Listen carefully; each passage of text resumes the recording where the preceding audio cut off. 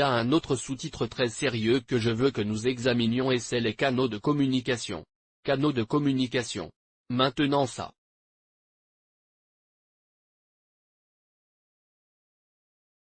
est critique. Je ne suis pas trop sûr que je vais probablement le finir dans celui-ci, mais encore demain et au cours du week-end, nous pourrons, vous savez, conclure là-dessus, mais commençons. Canaux de communication. Il y a environ 7 canaux ou plus par lesquels Dieu communique avec vous. La raison est que je ne le ferai pas.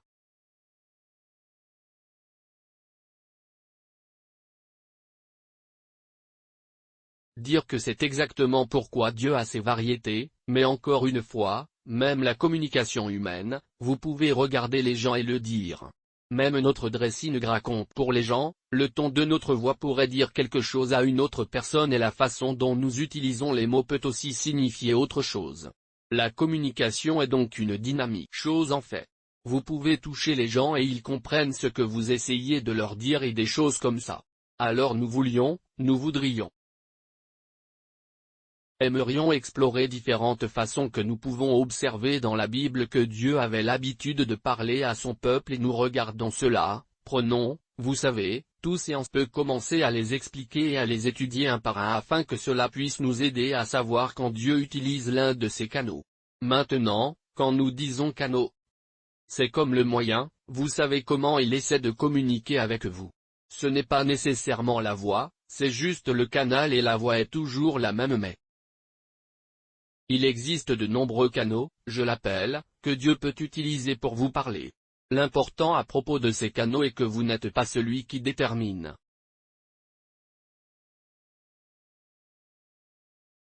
Celui que Dieu utilisera. Eh bien, vous pouvez le provoquer de cette manière, mais c'est finalement Dieu qui décide de vous parler dans le rêve ou de vous parler par prophétie ou de permettre un ange pour te parler. Cela dépend donc de ce qu'il veut. Mais le truc c'est que bon, je suis ouvert, j'écoute Père, je suis là. Quelle que soit la façon dont vous pour cela et je suis reconnaissant et c'est tout ce qui est nécessaire. Quels sont donc ces canaux par lesquels Dieu nous parle? Numéro 1, Réma. Numéro 1, Réma. Numéro 1, Réma. Numéro 1, Réma. Numéro 2, la transe. Numéro 2, la transe. Numéro 1, Réma, 2, transe.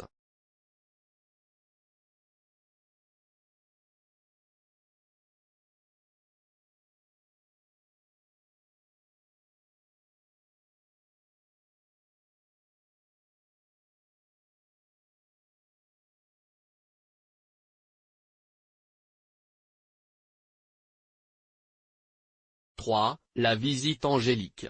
4, la prophétie. 5. Numéro 1, Réma. Numéro 2, la transe. Numéro 3, angélique.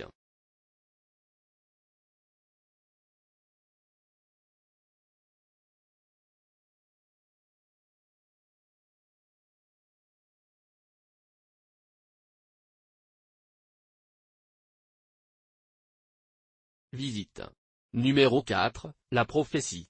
Numéro 5, ce que nous appelons la petite voix douce. Numéro 6, voix audible de Dieu. Rêve, nombre.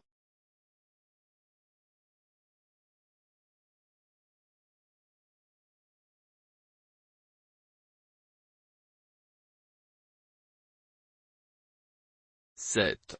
D'accord, nous en avons combien maintenant? Nous en avons un autre, témoin. Nous avons en fait ce que nous appelons le témoignage de l'esprit. Ouais.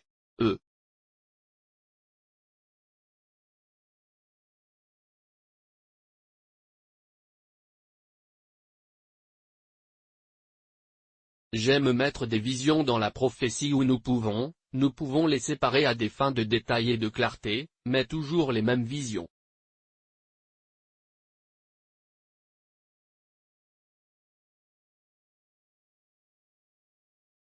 Nous avons donc le réma, nous avons la transe, nous avons des visites angéliques. Nous avons la prophétie et cette prophétie en dessous. L, l'interprétation des langues.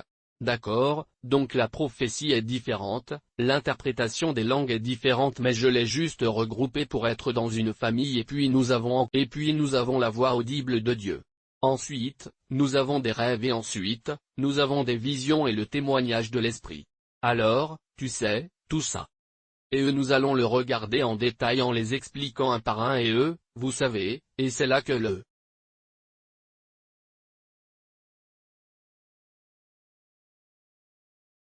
chose ayant fait, comme nous l'expliquons, vous vous rendez compte que la plupart du temps, Dieu vous avait dit que vous ne l'aviez pas cultivé et que cela devrait devenir une chose régulière. C'est bien. Ou est-ce que les gens vous parlent dans le cadre de ce que Dieu vous parle? Parfois, il peut y avoir des choses qui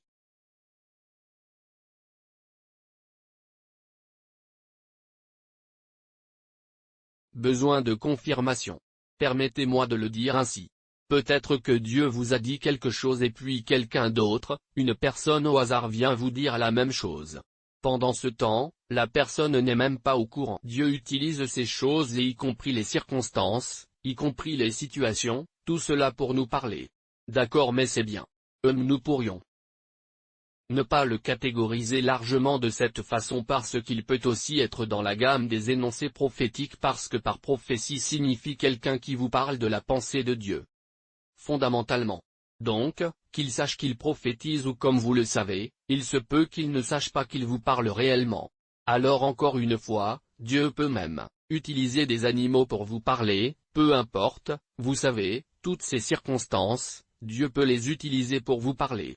Nous pourrions les mettre dans la même catégorie, il y a des choses que je pense que nous pouvons utiliser de manière générale. Donc je vais en prendre un ou deux aujourd'hui et puis on en regardera d'autres ensuite.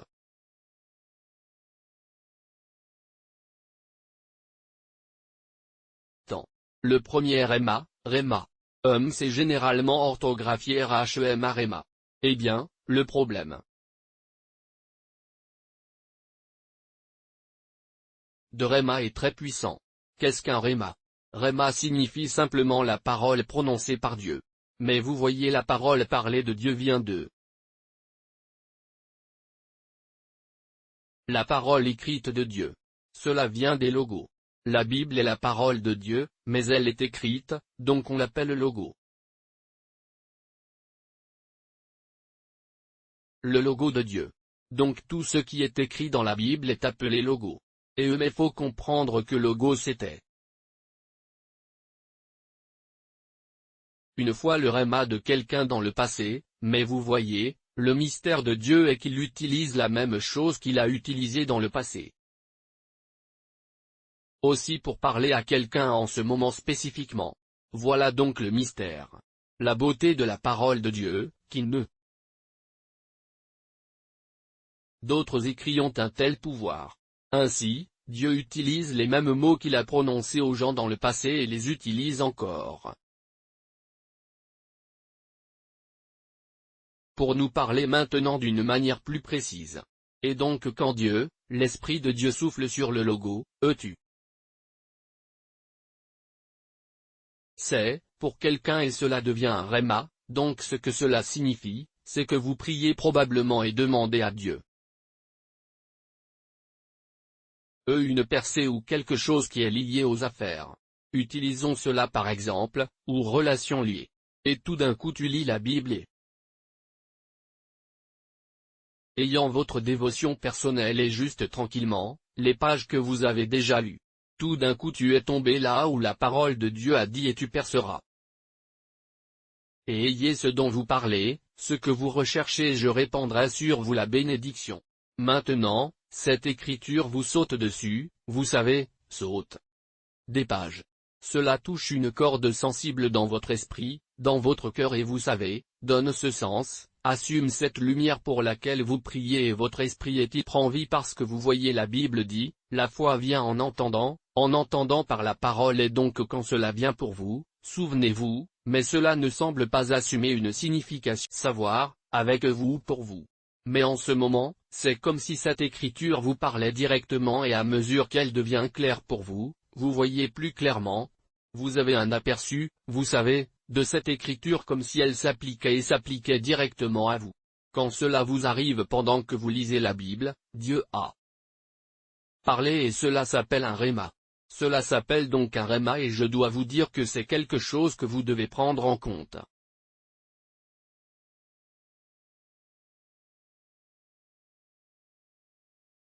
Et en profiter et s'y accrocher parce qu'il n'échouera pas et n'échouera pas. C'est la parole de Dieu. C'est donc l'un des moyens par lesquels Dieu parlez-nous et je peux vous assurer que cela arrive toujours, arrive toujours. Si Dieu vous a parlé par sa parole. Es-tu là? Tu sais, certaines personnes disent non, Dieu ne parle plus. Maintenant, la Bible dit dans le livre des Hébreux, il nous a parlé à travers les prophètes et maintenant, il nous a parlé à travers son Fils. Il parle toujours il souffle dessus et cela devient particulier, vous savez, lié à vous. Alors, Dieu vous a parlé par sa parole et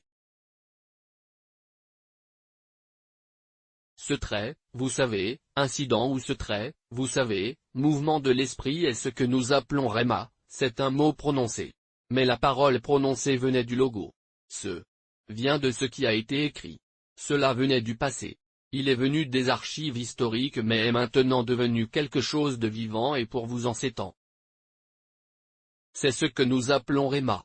La deuxième chose, c'est la transe. La seconde est la transe. Au fait, permettez-moi de dire quelque chose. J'ai eu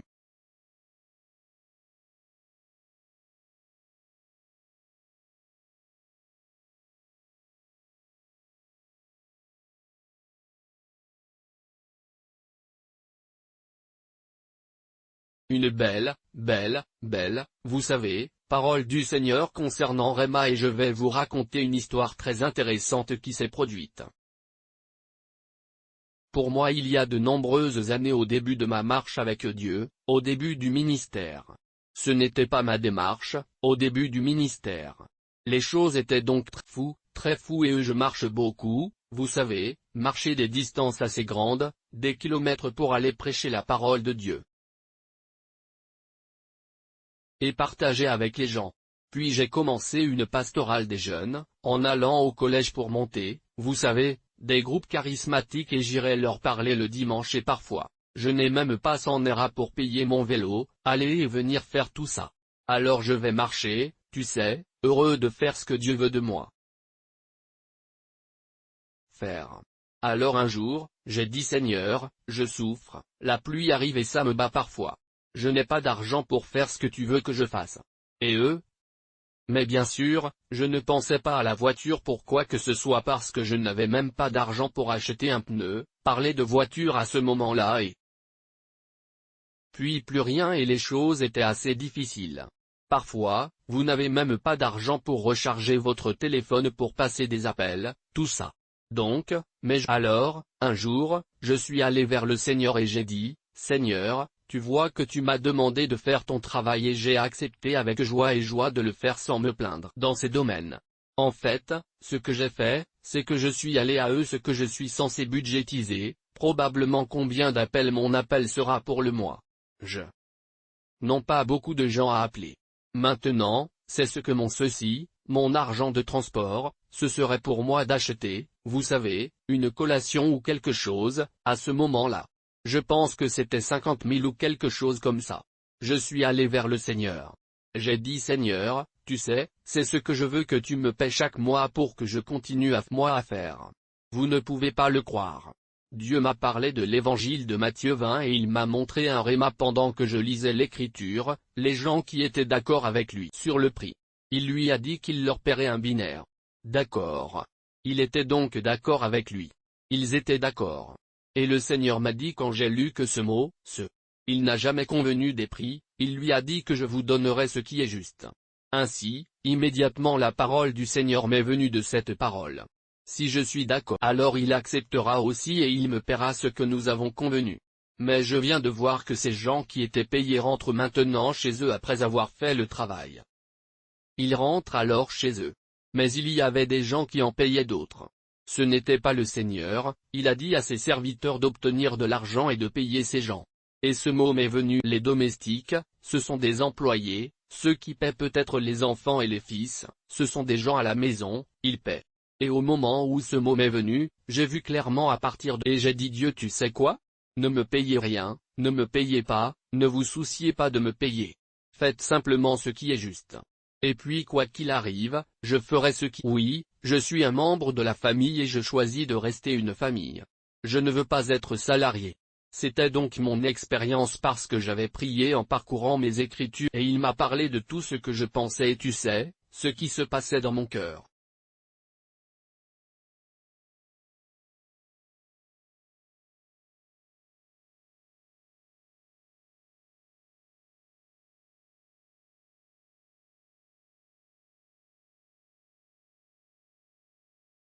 Le second est trans. Vous trouvez la transe dans Actes des Apôtres chapitre 10, Actes des Apôtres chapitre 10 et Abraham l'avait aussi.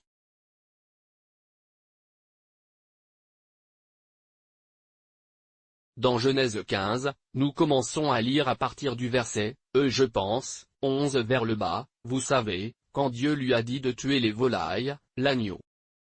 Et tout cela est divisé les en deux. La Bible dit qu'un profond sommeil tomba sur lui. C'était une transe. Ce fut une expérience de transe qui tomba sur lui. Donc Pierre l'avait dans le Nouveau Testament. Vous savez, dans Actes chapitre 10, vous verrez qu'il y avait une transe. La transe, c'est comme si vous tombiez soudainement dans un état de sommeil et il semble que vos facultés physiques, vous savez, ont été suspendues et ensuite elles ont été mises dans un état de sommeil. D'accord, c'est ça la transe, mais ce n'est pas réveillez-vous. Vous savez, c'est juste quand vous vous réveillez, vous êtes alerte. Vous réalisez que c'était comme si votre corps physique était suspendu, vous savez, pour ainsi dire engager l'autre dimension et cela peut arriver même pendant que vous conduisez, cela peut arriver n'importe où. Ce n'est pas du sommeil. C'est une transe et dans cet état, vous parlez à Dieu, vous interagissez avec votre environnement spirituel, je veux dire, parlez à Dieu et vous pourrez voir plein de choses et tout ça. Ce fut dans une transe que Dieu parla à Pierre et lui dit. Pierre tue et mange, il a dit non, non non, je ne prendrai pas ce qui est souillé je ne l'ai jamais fait de toute ma vie. Donc, vous voyez la transe juste là dans les Actes des Écrits. J'en ai eu tellement, c'est très beau. Je me souviens d'une fois où j'allais prier avec la famille, disons demain, d'accord, alors nous allons aller faire la libération de la famille, s'occuper des gens de leur famille à cause des choses qui leur arrivaient. Donc je faisais mon jeûne et aujourd'hui, disons que j'allais fermer mon jeûne vers 15 heures. Je pense que je faisais un jeûne de 6 à 3. Ainsi, quand je suis arrivé, vous savez, dans ma chambre, je me suis allongé par terre et j'ai adoré 5 minutes, je suis entré en transe et dans cette transe je me suis vu porter, vous savez, un sénateur indigène, rouge et j'avais mon huile d'onction. Et la voiture m'a déposé devant un complexe. Je suis sorti et j'ai eu une voix qui m'a dit, tu sais, ouin se composer comme ça, marche par ici 3 fois. J'ai fait un 3 et dans cette transe, j'ai vu où j'ai ouvert la porte et il a dit priez là et ensuite allez à votre droite, faites ceci, pouvoir des divinités qui sont ici. Priez ainsi, allez jusqu'à l'arrière, vous savez, l'arrière de l'immeuble dans le composé. Quand vous y arrivez, il y a quelque chose là-bas, ne le détruisez pas. Maintenant, on ne me disait pas seulement quoi faire.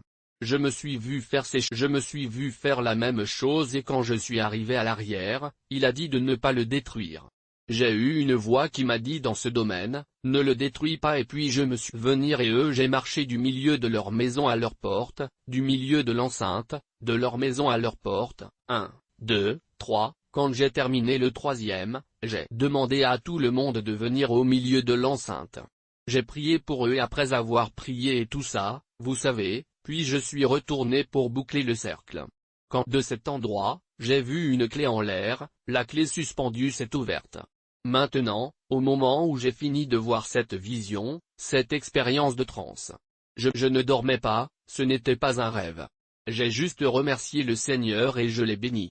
Ce que j'ai fait, c'est le lendemain, j'ai juste mis les vêtements exacts que je me suis au complexe, j'ai fait exactement ce que j'ai vu, j'ai suivi ce que je me voyais faire et l'impact a été incroyable. En fait, cette expérience particulière m'a ouvert la pays à cause de cette chose singulière. parce que l'un des fils de cet homme vit dans un autre pays et ils m'ont invité à venir animer un programme dans leur communauté.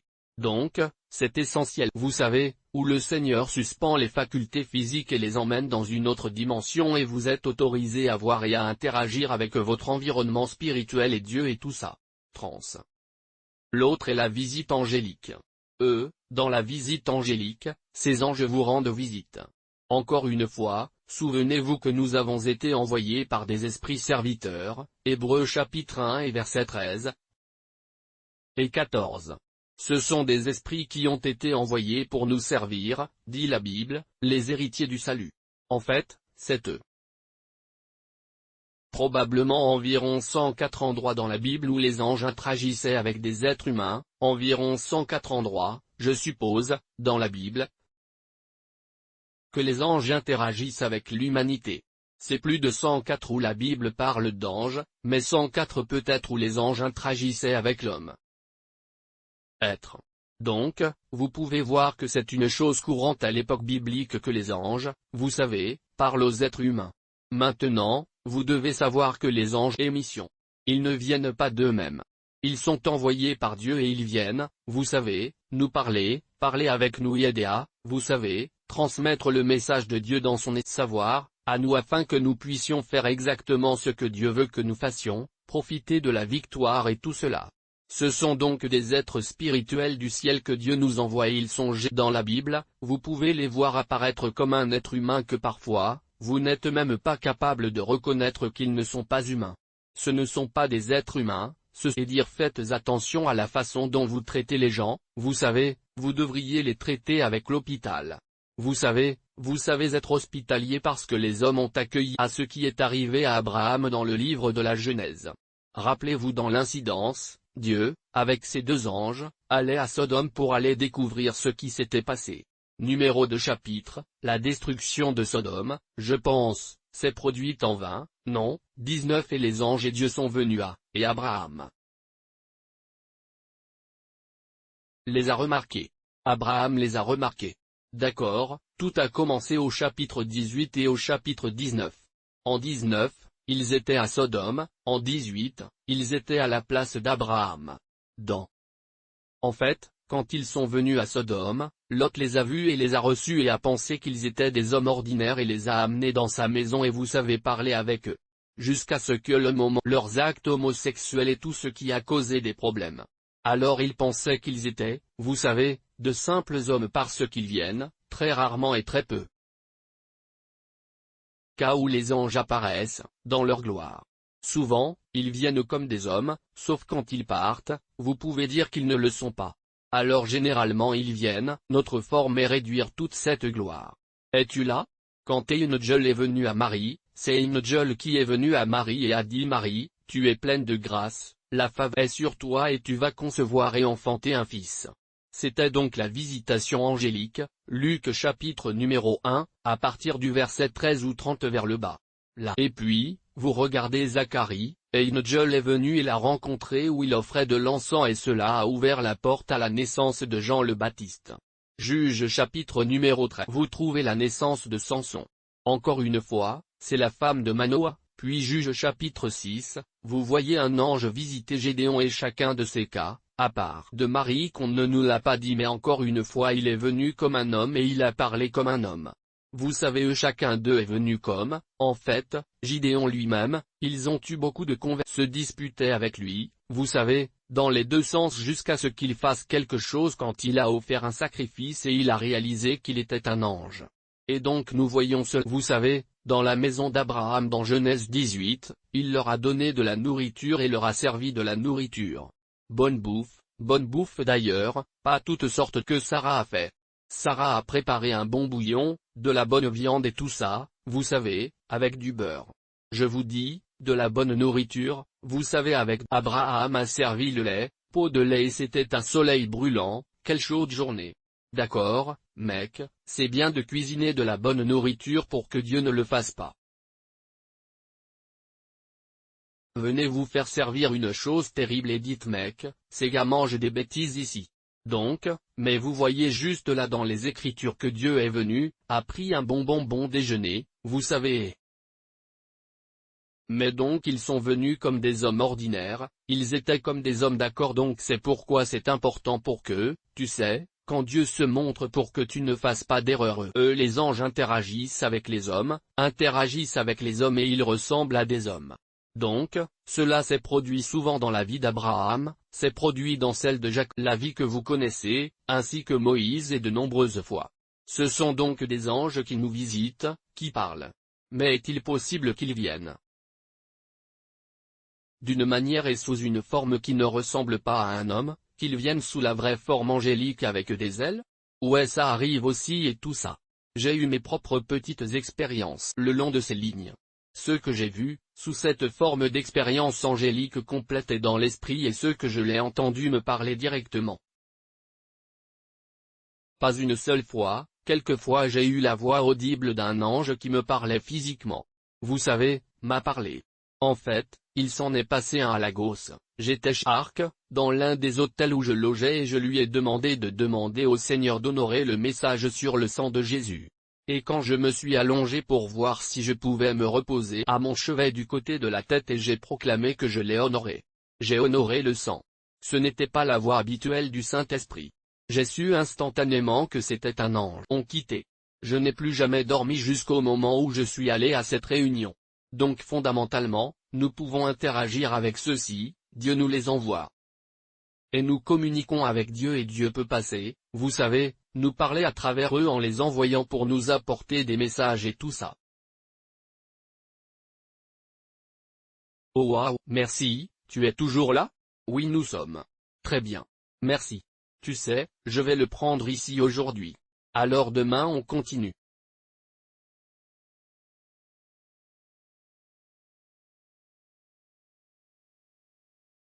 Sur ceci, nous continuerons le reste de la prophétie, l'interprétation des langues, la petite voix douce, la voix audible de Dieu et les songes et le reste d'eux. Nous verrons cela demain c'est vendredi notre temps. Donc je pense que Dieu va continuer à nous parler à travers ça.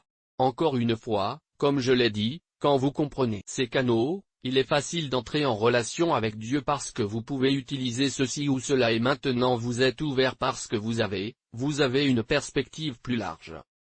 Comment Dieu, vous savez, les canaux par lesquels il peut choisir de vous parler. Alors tu ne le manques pas quand il te parle, et je pense. Beaucoup d'entre nous vont commencer à avoir des rencontres et commencer à entendre Dieu, et vous savez, l'entendre nous parler parce que c'est un Dieu bon et il veut nous parler, et il n'y a rien d'aussi beau que ce. Très bien, merci et que Dieu vous bénisse.